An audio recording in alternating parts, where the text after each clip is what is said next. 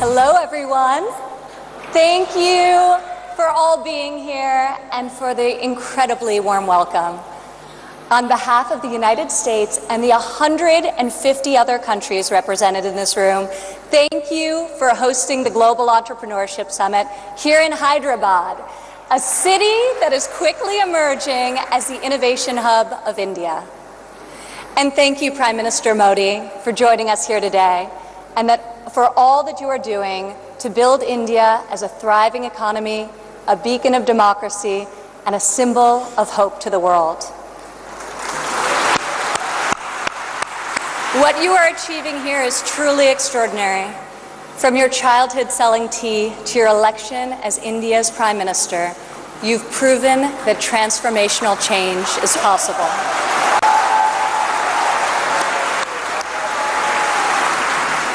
And now you are bringing that promise to hundreds of millions of people across your country. Thank you. To the people of India, I want to congratulate you as you celebrate the 70th anniversary of your independence. You are celebrating it as the world's largest democracies and one of the fastest growing economies on earth.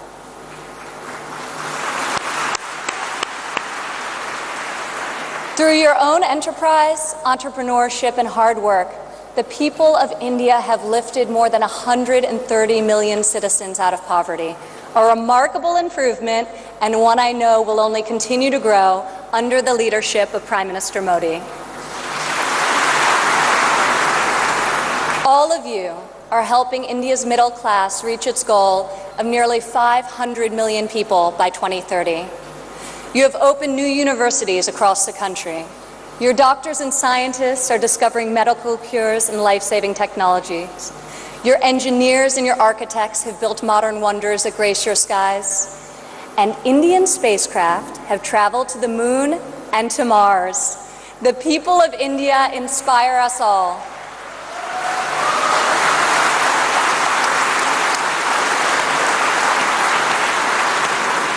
This is the first time India has hosted the Global Entrepreneurship Summit.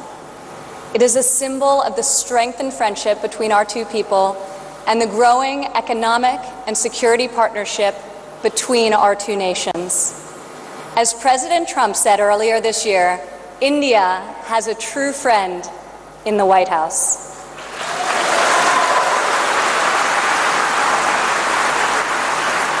I would like to thank the State Department for co-hosting this incredible gathering. I would also like to thank Governor Narasimhan and all elected Indian officials who are here with us tonight for welcoming us to your beautiful country. Thank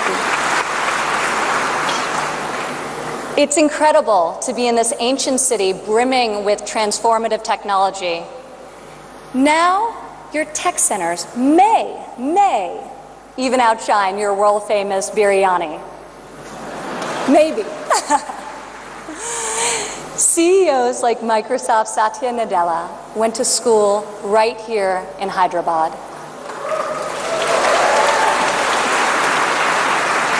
Just a few kilometers away, T-Hub's brand new facility is set to open next year and will become the largest incubator in Asia. In this city of pearls, the greatest treasure is you, the dreamers, the innovators, entrepreneurs, and leaders who never give up, never abandon your aspirations, and always strive for a better tomorrow. Today, we come together to celebrate what is happening here in India, what is happening in the United States and all over the world. Entrepreneurs are revolutionizing our economies and improving our societies. You are rewriting the rules. You have the inspiration and drive to serve our communities through the projects you start and the businesses you build. You have the grit, the perseverance, and the will to succeed. Each of you started with an idea. You've worked long days and nights to code the next robot, create the next app, find the next cure, and discover the next breakthrough to improve the lives of millions of people. Some may have tried to convince you that the risks are too great, the rewards too small. But you are here today because you are not afraid to fail. You want to own your future. So I want to congratulate you on all that you have already accomplished.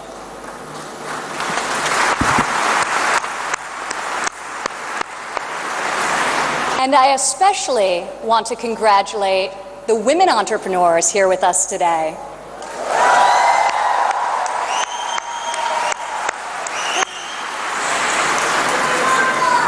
Thank you. This year's summit is focused on a theme that is key to our future: women first, prosperity for all. I'm proud to say that for the first time ever, women make up the majority of the 1,500 entrepreneurs selected to attend this summit. I see all of you out there. Only when women are empowered to thrive will our families, our economies, and our societies reach their fullest potential.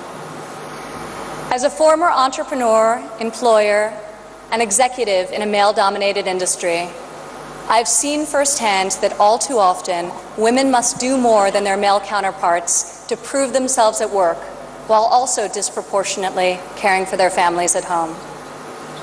After my father's election, I saw an opportunity to leave my businesses for the privilege of serving our country and empowering all Americans to succeed.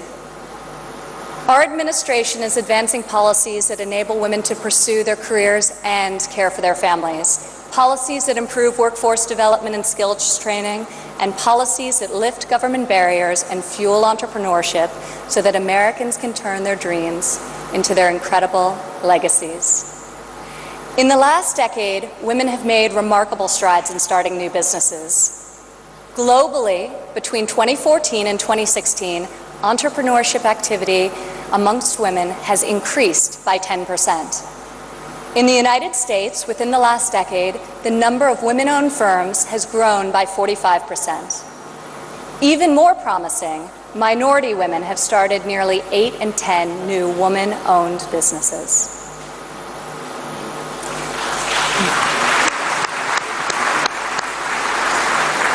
Today, more than 11 million women in the United States own businesses. They employ nearly 9 million workers and generate over $1 trillion in revenue.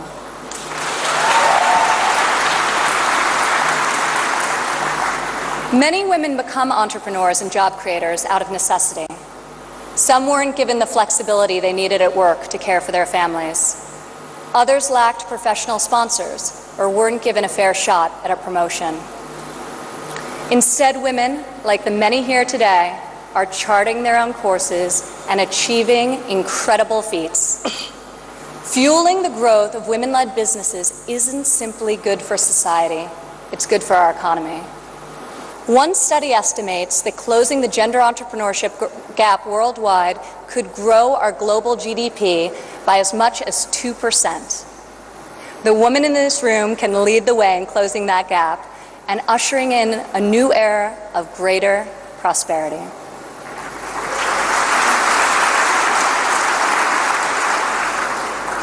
Yet despite the soaring rate of female entrepreneurs, women still face steep obstacles to starting, owning, and growing their businesses.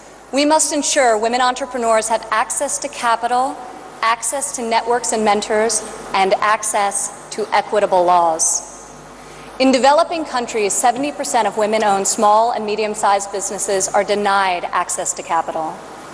The result has been a nearly $300 billion annual credit deficit for women entrepreneurs in the developing world. In the United States, a Harvard Business Review report found that investors ask men questions about their potential for gains, whereas they ask women questions about their potential for loss. This could in part explain why women entrepreneurs received less than 3% of venture capital funding in 2016. We are working hard to reverse this trend. The U.S. Small Business Administration, for example, increased lending to women by over $500 million this year alone.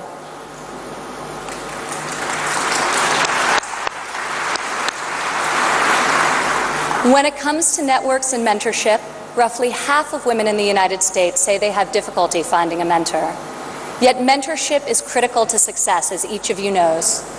Entrepreneurs need professional guidance to help them start and grow their business. In the United States, we are fostering mentorship through programs such as SCORE, a nationwide initiative where successful men and women coach those who want to become their own CEOs. And when it comes to equitable laws, while many developed and developing countries have made tremendous strides, there is still much work to be done. In some countries, women are not allowed to own property, travel freely, or work without the consent of their husbands. In even more countries, the cultural and family pressure is so great that women do not feel the freedom to work outside of the home. Our administration is striving to promote greater opportunity for women around the world, both through our domestic reforms and our international initiatives. This summer at the G20 conference, the United States was a founding member of a bold new initiative with the World Bank, the Women Entrepreneur Finance Initiative, also known as WEFI.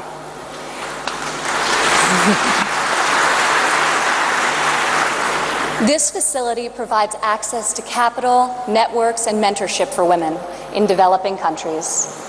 WEFI is the first facility to support women entrepreneurs at this scale, and we anticipate it will be able to leverage in excess of $1 billion in public and private financing.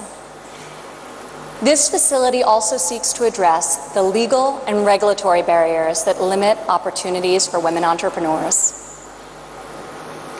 In the last decade, USAID has promoted women's entrepreneurship through a number of programs, including providing microfinance loans to women in Afghanistan and bringing internet access to women in Nigeria and Kenya.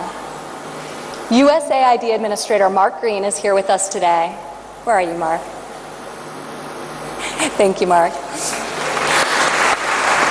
I want to thank Mark and the entire U.S. delegation for their tireless work to improve the lives of millions, both domestically and abroad.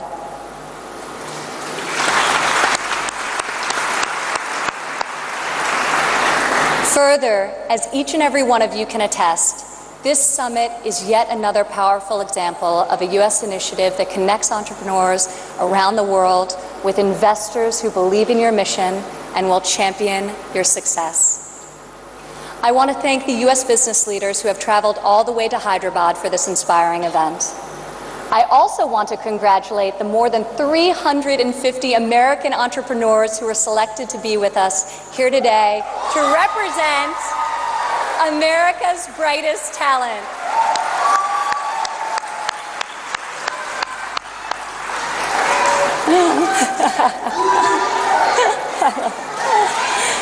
I think I found your section. Thanks. At home, our administration is committed to empowering women entrepreneurs through domestic reforms. In the past 11 months, we have expanded apprenticeship programs and prioritized STEM education to ensure that women and men have more opportunities to master the skills that drive progress in the 21st century. We have dramatically reduced job-crushing regulations, which disproportionately hurt entrepreneurs and small business owners.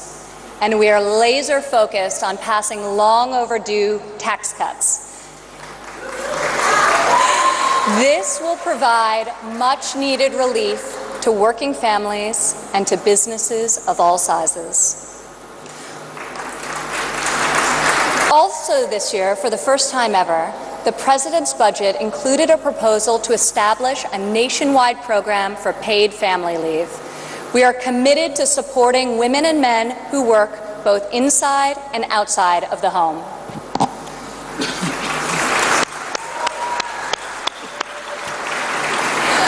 When women work, it creates a unique multiplier effect.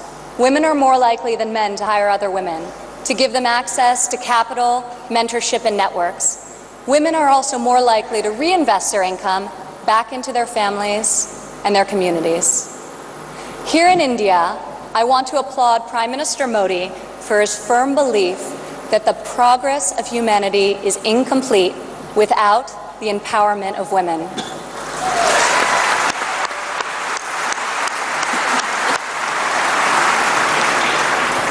Just consider, if India closes the labor force gender gap by half, you're by over $150 billion in the next 3 years.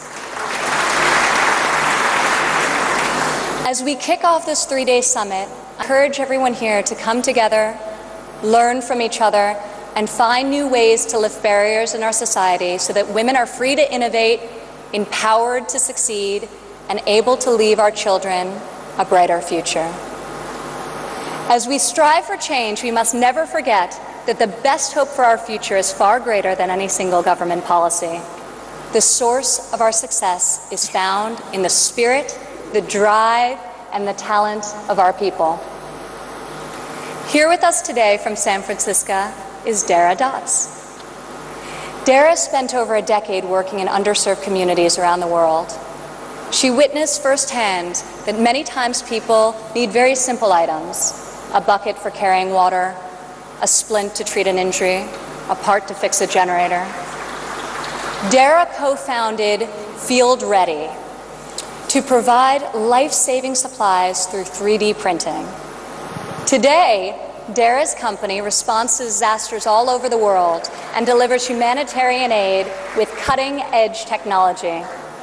Through her innovative solutions, Dara is saving lives and bringing hope to thousands of communities. Thank you, Dara. Please stand up, Dara.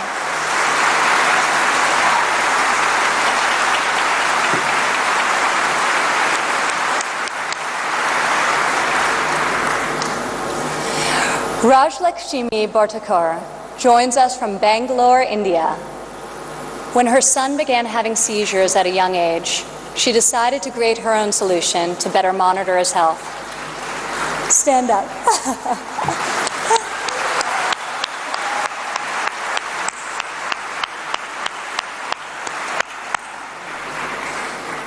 She invented a smart glove that predicts, manages, and detects different diseases and disorders using artificial intelligence.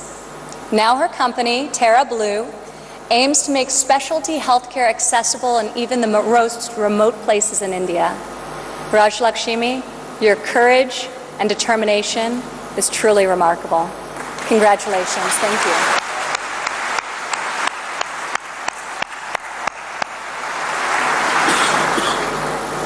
Also here with us today is Rayan Karmalova from Azerbaijan. Rayan, please stand up.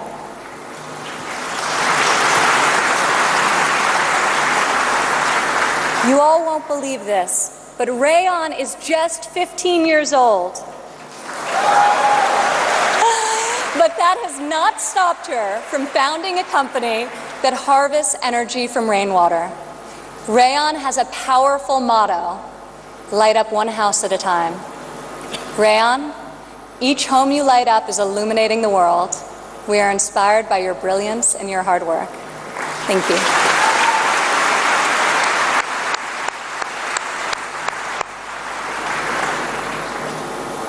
These women represent the vision, the ambition, the grit of every entrepreneur here today. You are saving lives, creating jobs, and bringing hope to our communities. You are transforming our societies one business and one customer at a time.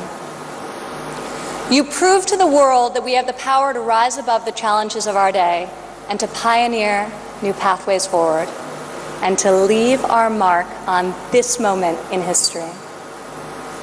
Just think about how much better the world would be if all of us, men and women, are empowered to dream big, aim high, and work together towards a more just and prosperous future. A future where mothers and fathers can work hard to build a better life for their families, where boys and girls can go to school, discover their talents, and pursue their ambitions, and where people of all nations can live and work together in dignity and in peace. This is the future we can, will, and must build together. And this is the promise of the visionaries gathered in this room today. Thank you.